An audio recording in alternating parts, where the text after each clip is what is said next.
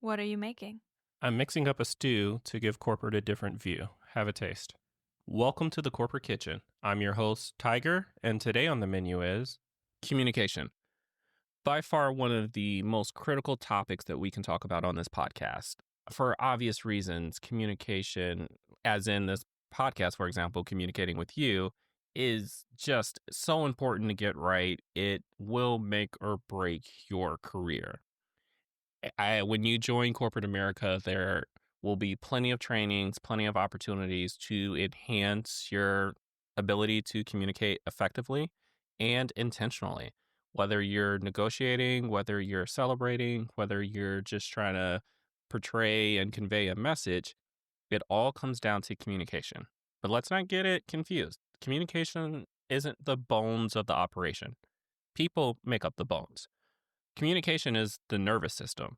It's what are we doing with that exoskeleton, with the skeleton, to make it work. When you talk about making corporate America work, a lot of it comes down to communication. So let's look into it a little deeper. According to the Merriam-Webster, the definition of communication as a noun is 1A, a process by which information is exchanged between individuals through a common system of symbols, signs, or behaviors. 1B, personal rapport. 2A, information communicated, information transmitted or conveyed. 2B, a verbal or written message. 3, communications, plural. 3A, a system as of telephones or computers for transmitting or exchanging information, wireless, electronic communications type thing. 3B, a system of routes for moving troops, supplies, and vehicles. 3C, personnel engaged in communicating. 4, communications in the plural form, but singular or plural in construction. So 4A is a technique for expressing ideas effectively, as in speech. 4B, the technology of transmission of information. 5, an act or instance of transmitting. 6 is anatomy, a connection between bodily parts. And that's it. So 6 definitions for communication. What's really cool about this word, all 6, and even the subcomponents of 1, 2, 3, 4, work. All 6 definitions and their subcomponents work to be able to convey what communication is. Even if we want the anatomy definition of a connection between bodily parts, we can talk about the connection metaphorically between your mouth and someone else's ears. That is a connection that's going on. It's not a direct connection, but the communication between what comes out of someone's mouth versus what someone else hears. Or you can even do the body language version where your bodily movements, posture, position versus what your eyes see. What the eyes see and the ears hear and the mind believes. So there is all these definitions work to convey what communication is all about. And it is the fundamental nervous system of everything that we want to do. And our first takeaway when talking about this is basically what we're saying is it's the basics. It's the basics. And what does that look like in corporate America? Because there are many methods that we can communicate anything.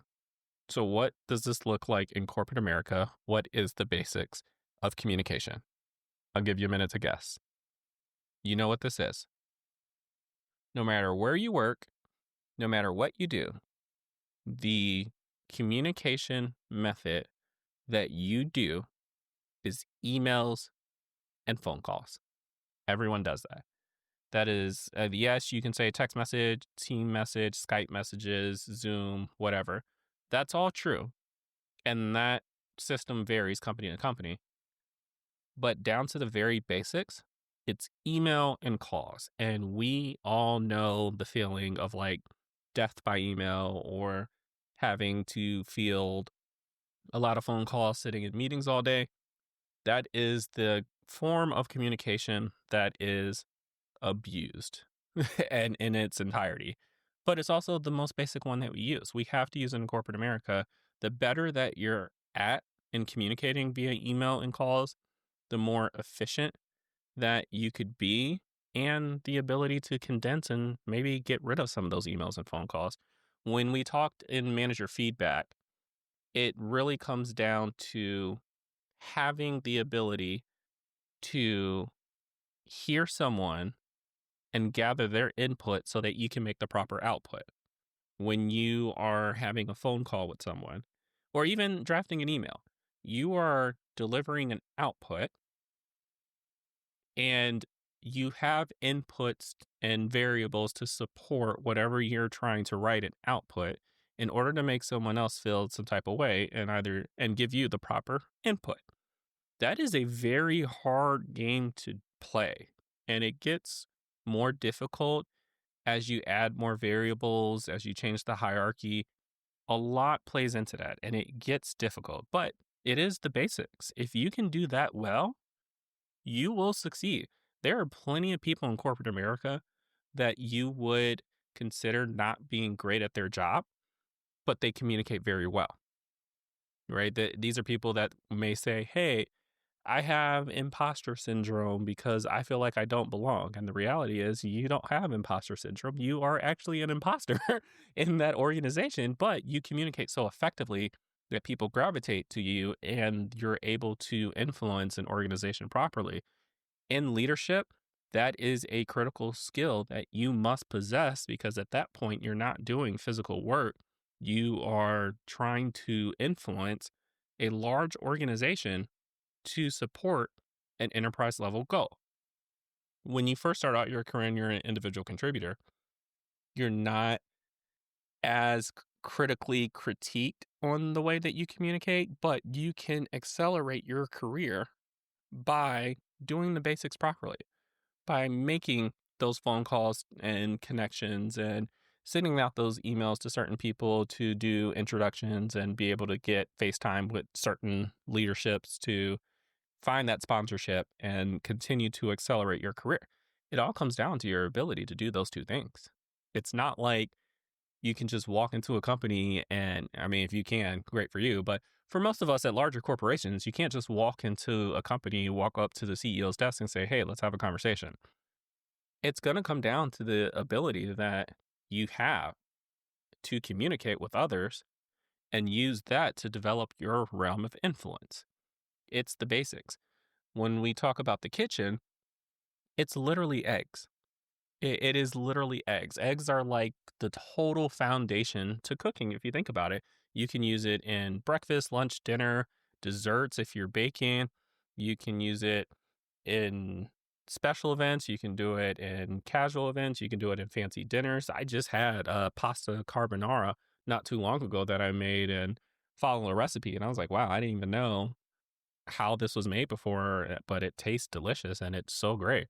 But if you think about baking, a lot of good treats, even if you want to do like cakes or brownies, the foundation to making that is eggs. It's literally eggs. And it's difficult to really convey and try to determine what's the best egg for people without getting their input. And that's what makes communication hard sometimes. Like, let's go back to manager feedback, where you want to give feedback to someone, but you don't know what type of eggs they like. And if you say, "Do you like your eggs fried or fertilized?" you're getting fired. So we're not going to do that. And you don't have the ability to straightforwardly say, "Hey, how do you like your eggs?" So now you're trying to ask questions and gather input so that you can get the proper output.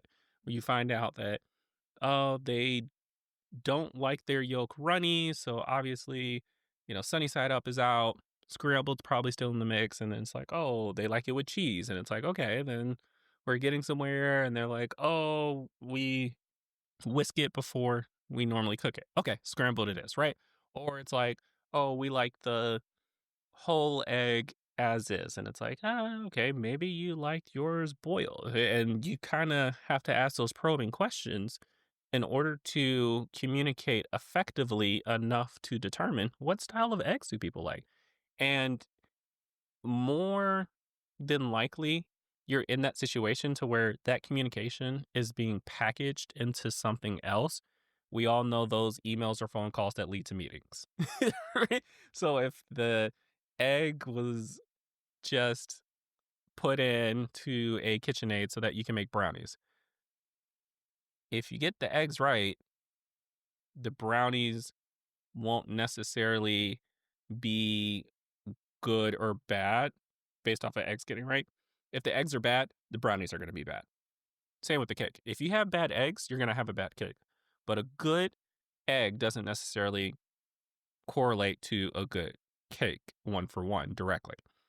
That's going to be the same thing with the packaging of the basics to your communication. Email and calls will be the basic, but a good email may not avoid to have the meeting and how the meeting goes. A good phone call may not avoid the follow on communications that have to happen there. A bad one, a bad email, a bad phone call will lead to a not so productive, not so value added meeting. So it's like you just have to come with the best of the best, because if it's bad, it's going to show forth and it's just going to make it harder and you're not going to get the best product at the end. So learn the basics, do the best that you can, making your emails and calls as efficient and productive as possible, because that is the foundation of everything that you're going to do in terms of your communication. The second takeaway I want to go over is communication is the language of. What do I mean by that? Let's go back to the eggs, for example. The language of. If you just took eggs and you talked regionally within the United States, people like their eggs differently. In the Northeast, what's really big is poached eggs, because they like their eggs on an English muffin to make Eggs Benedict. Eggs Benedict is big in the Northeast. They love it there. So that's a poached egg. If you go down to the South and you're like, can I get an Eggs Benedict? Probably in the wrong place, right? once you hit about like in North Carolina and the Waffle Houses start popping up, you're really transitioned to, like my favorite order: all-star special, egg scrambled with cheese, grits, raisin toast, sausage, and a blueberry waffle. I like my egg scrambled with cheese. It's scrambled eggs with cheese, a little bit more popular. I can't speak to the Midwest yet. And I think, I don't know if there's like a standard egg there, and then the West Coast is the West Coast. So it could be any kind of things. But the point is, it is different per region. And then if you go beyond just the United States and you look at the world, right? One of the coolest things that I've seen on TikTok recently is the Japanese omelet. The way that they take the eggs and then put it over the rice, make the cut, and it comes out like that. Super cool, right? There's people that like the eggs sunny side up. There's the areas that like it over easy, and there's some places that just like the eggs raw. I mean, it is a whole spectrum of ways to prepare eggs, but there are commonalities within certain regions. So if we go back to the first definition, 1A, it's a process by which, the definition of communication. 1A was a process by which information is exchanged between individuals through a common system of symbols, signs, or behaviors. There is commonality amongst groups in corporate. It's the same thing that you've seen in high school. So the second key takeaway is the language of. And you have to finish the sentence with what and who you're dealing with. The language of. If you're in a tech company, the language of the engineers is how we would finish that sentence, because when you talk to engineers, there is a lot of jargon that they understand. If left untranslated, wouldn't make sense to anyone outside the engineering community. If you're a business major and you're having an engineer explain to you how they created the program to create an app that they want you to invest in, that's more than likely going to go over your head. That's why a lot of engineers that make it higher up into leadership have great communication skills, and they do it through their communication skills, because they're able to translate and convey the tight engineering jargon to a greater audience for them to understand, and to transmit that information through a more common system and not just through the engineering language. Another good example is executives. So there are executive terms, corporate buzzwords that you'll hear. This is where corporate gets annoying, right? Because there's the buzzword of the year, disruptor. We're all going to be disruptors. Okay. What does that actually mean, right? And having to hear that from every single executive, it's like, all right, this is clearly the buzzword of the year. However, from their perspective, that is their language and that is how they align their communication to the greater company, and being able to repeat it effectively and align to what they're doing shows your ability to kind of join that club and kind of highlight that, hey, you understand the message and you're going to help bring that message. But it is a commonality thing. So sometimes you may feel like an outcast in certain scenarios where, let's say you are at Waffle House and we all order egg scrambled with cheese and you want an eggs benedict. You'll kind of feel like an outcast because you're not asking for the common item that everyone else is looking for. And you have to be careful of that, where you may have a preference. You may like emails written a certain way, or you may like text messages over phone calls. But when dealing in the greater world, when dealing with bigger corporations, there are certain communication standards, commonalities that are done that you're going to have to adapt to. A lot of companies use Slack. You may not like Slack, but if Slack is the media tool that the company wants to use in order to increase employee engagement, guess what? If you want to highlight your communication skills, you're going to be in Slack. Teams is a big one now. If you don't like SharePoint, if you don't like the collaborative space that Teams is, but the company's using it, guess what? If you want to highlight yourself as a company person and that you communicate yourself well in company, you're going to use Teams. You're going to get these scenarios and situations where here's the company preference and it may not align perfectly with what your preference is. And that's okay because it's not common to you, it's common to the company. And you have to keep that in mind. It's common to the company. And if that's the way the company wants it, and that's who employs you, in order to show yourself as a high performer, you got to align to the company and show that you can communicate effectively in the methodology that they currently have deployed. That's only going to add to your flexibility. Remember that. If you are someone that likes their eggs poached and you never had sunny side up, don't knock sunny side up. Taste sunny side up. And it just adds to your palate. You may love it, you may hate it, but at least you know what it is and you're able to interact in that situation instead of being a stranger and someone says, "Hey, we have sunny side up eggs. Do you want one?" And you're just like, "I've never had that." You don't want to be a stranger in the room. Again, that goes from imposter syndrome to just straight imposter.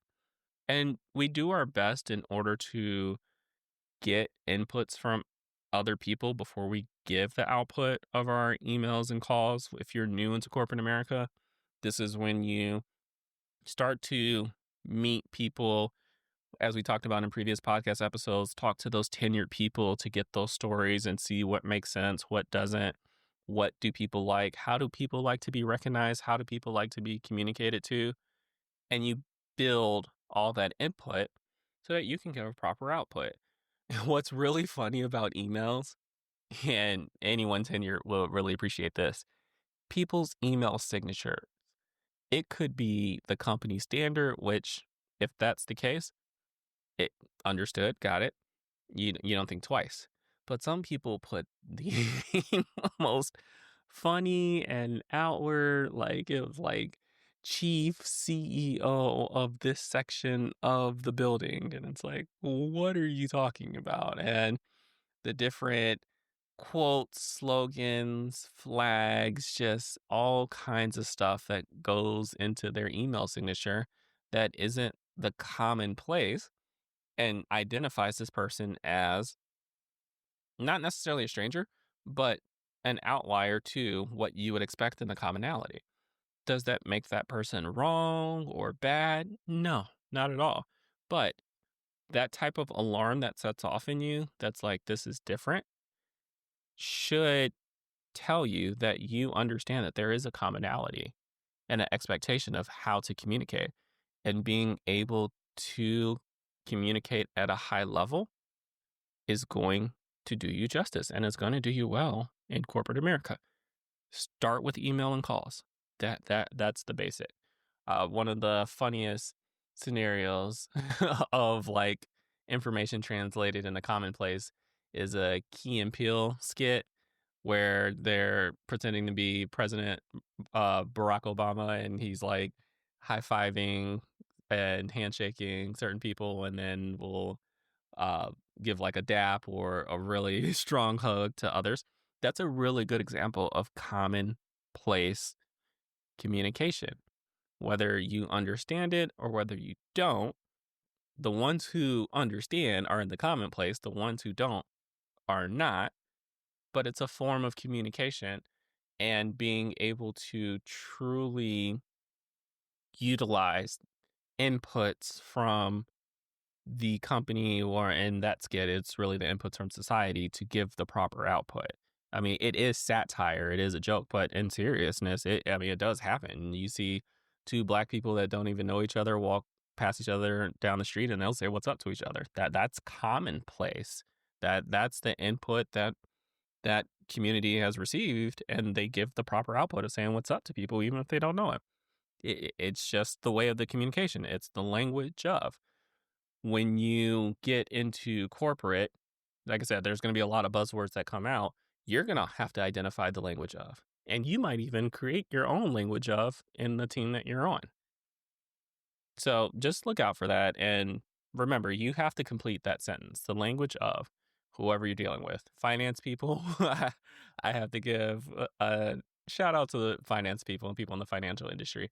What's so funny is they're similar to the engineering organization, where they will communicate in a way that has a lot of finance jargon, or similar to legal, is so winded that unless you keep up and you understand what's going on, you'll get lost very quickly. And part of it is strategic, right? You don't want everyone in your business.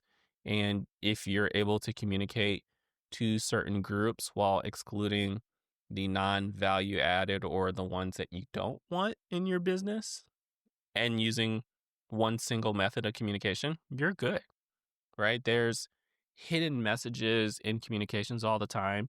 I like to go back to organizational announcements within companies. Go read your organizational announcement when there's a change, and truly read it to understand what they're communicating. When they say certain things, it helps you build what happened in that situation without you even knowing. And this is from, all the way up to the CEO level. It could be from management all the way up to CEO. But the way that they write organizational announcements and organizational changes means a lot. Whether it's internal to your company or in the press, read it well and read it a couple times, because there are hidden messages. It's the language of organizational announcements. And even something like that has a couple of hidden messages. But going back to the eggs one more time for an example, what we're going to say as the third takeaway is that communication is not the real work. It's the required work. When we think about eggs, most of the time, eggs don't stand alone. If you really think about it, right? If we're talking about breakfast, I said the egg scrambled with cheese. So it's scrambled and we're adding cheese to it. But do I eat that as is? No. I mean, you're going to have like either like a pancake, grits, bacon, put it on toast, something with it. If we're talking about boiled eggs, boiled eggs is probably the only one that's eaten by itself. But if you're making a quiche, it's going into something, a flan, brownies, cake, it's going somewhere. It's not the real work, it's the requirement to work. If you're going to make deviled eggs, the eggs are a requirement to making the deviled eggs. It's not the work. And that's one of the things that you have to remember in your communication is it's not the true work. The reason that you need to remember this is, especially when you're early in your career, it's going to take you a while to be able to communicate well, like a while. We've all had those moments where we get an email that really emotionally disturbs us, and we take a good 10, 15, 20 minutes to write a good response back. And the reality is, it takes us that long because based off of all the inputs that we have, the variables of, hey, this person's on a higher level than me, so I got to be careful. Also, I'm upset, so I'm going to type this email, then delete it, then write them a new email so that I'm calmed down. Also, got to get my point across and make sure I don't come off attacking. Also, I don't want HR to read this, but if they do, got to make sure I'm saying the confounds of a certain boundary so that it doesn't come across wrong. So many variables that you have to think about, and all those play in your head as inputs, and you are trying to deliver the output. When you go through that scenario so many times, you become better at that. When you become a better communicator, someone can write a whole terrible email to you and you'll be able to reply almost instantaneously. Absorb it, take a tactical pause, bam, reply, and just be done. That type of delay that happens is just from the fact that we are working to be strong communicators, but that's not the real work that gets done. That's not how airplanes are made. That's not how cars get on the street. That's not how power gets delivered to homes. That's not how we created the world. It is a requirement, but there are people on oil rigs that are doing actual real work. There are construction workers that are laying down concrete, that are using people using their hands, welders that are making perfect welds. There are people that are with hammers nailing wood to build a house. Physical work is required to do work. Communication isn't work, it's a requirement. You have to remember that. So when we go back to our eggs again, we're making a cake. The eggs isn't the work for the cake. There's a lot of other stuff that has to be mixed in there to create it. It's one of the requirements to do it. If we're making the brownies, you bring in the eggs, whisk the eggs, you're done. That wasn't real work. I mean, there's still work to be done. You have to mix everything else, and guess what? The real work is going to be done when it's in the oven and it's baking, and the oven in that case is really doing the work in order to make the brownie. When you go into your corporate America career, definitely strive to be a great communicator, and it's going to help you thrive. But that's not the real work. You are paid to do a job, and that job is not to communicate. That's not the first thing that's on your job description. Even if you're a salesperson, right? That's I know a salesperson could probably make the argument, "Oh, my job is to communicate." Your job is to sell. And that requires a lot of different forms of communication, a lot of different things to do. Sometimes you may not have to say anything. The sale may have been done for you, and all you have to do is do the paperwork. What communication did you do there? Right? The crux of it is you may or may not went to school, trade school or actual school, but you're hired to perform an actual duty. Make sure you put that first and foremost. Be great at that. Perform at what your job is actually required. Secondary to that, one of the required actions to continue to build your career and continue to build up is to improve your communication. That's why you have like a skill versus like a competency, because you have the skill sets that make you a great worker. Then you have the competencies, your soft skills that make you a better professional. Those soft skills are transferable across anywhere in the world, but those hard skills may not be, right? If you're an expert welder, that may not translate well if you're going to become a chef, right? Two different things, two different types of skill sets, right? You can be an expert carpenter, may not necessarily make you a great doctor. It's part of the world that it's just part of nature that we are good at our jobs. The next portion on top of that, when you're talking about going above and beyond and showing that you are more than just a worker, will come in your communication. And you can do this. You can definitely do this. So let's get ready to wrap this episode up. Again, communication, we focused on emails and calls because it's the basic. First takeaway, it is the basics to communication. If you do it well, it may not necessarily change the final product's outcome. If you do it bad, it will 100% affect the product's outcome. That's why that's what makes it a requirement. You got to do it well if you want the output well. Second takeaway, the language of. Make sure you complete the sentence when you're in corporate, the language of. It's really going to help you see certain silos, certain clicks, but also teach you what you need to learn in order to relate into certain circles, especially if it's a circle that you're looking to join. And then third, as I already mentioned, it's required. It's not the real work, it's the required work. And if you meet the requirement, it's a check in the box. If you continue to build off of it, you can get better and better and better, but you're always going to have greater performance based off of your real work, not the required work. There are areas where people have gotten high up without being great at the real work, and it seems like they're just great communicators. They're great at the required work. Those are not anomalies. Don't take that as life. Don't take that as the path that you want to take. Let your work speak for itself and work on the communication portion. At the end of the day, we want to see what you're best at and what your greatest is. And it's more than just an email and a phone call. And with that, we'll turn off this stove, take off the thinking apron, and let's just say the dishes will get done later. This topic wasn't a big mess, but if we learned something today, then we know there's a little cleaning up to do. I do want to talk this topic more, maybe trade stories about this soon, like this Thursday soon.